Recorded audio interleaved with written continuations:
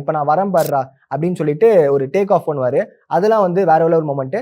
அதே இடத்துல சிம்பு அண்ட் த்ரிஷா அவங்களுடைய காம்பினேஷனாக நம்ம வந்து நிறைய படங்கள் பார்த்துருந்தாலுமே அவங்களுடைய லவ் போர்ஷன்ஸ்லாம் இங்கே அதிக அளவில் இருக்குன்னு எதிர்பார்த்தோம். ஆனால் அது எதுவுமே இல்லை. சிம்பு தான் ரொம்ப லைக் அதீத அன்பு வந்து த்ரிஷா மேல் வெளிப்பட்டாங்க. த்ரிஷா அவங்க வந்து பெருசாக கண்டுக்கிற மாதிரி தெரியல. அண்ட் இதெல்லாம் ஒரு பக்கம் இருக்கும் போது வந்துட்டு படத்தில் ஹைலைட்டடாக வந்து ஸ்டண்ட் காட்சிகள் தான் இருந்துச்சுங்க. செகண்ட் ஹாஃப்ல வந்துட்டு லைக் இவர் ரங்கராய சக்திவேல் முடிச்சிட்டாங்க அப்படின்னு நினைக்கும் போது அவர் ஒரு கம்பேக் கொடுப்பாரு. அதுவும் வந்து ஒரு சில கலைகள்லாம் கற்றுக்கிட்டு வந்து ஒரு கம்பேக் கொடுப்பாரா.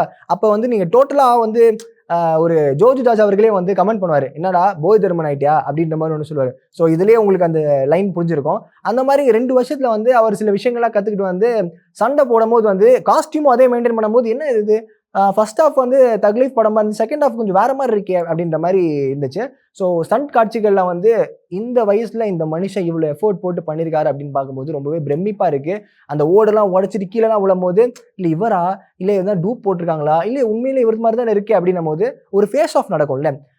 லைக் சிம்பு அண்ட் கமலஹாசன் அவங்களுக்கு கூட ஒரு ஃபேஸ் ஆஃப் வந்து கிளைமேக்ஸ் போர்ஷன் ஆப்வியஸாக நடக்கும். நம்ம வந்து ட்ரெய்லர்லையும் பார்த்தாச்சு.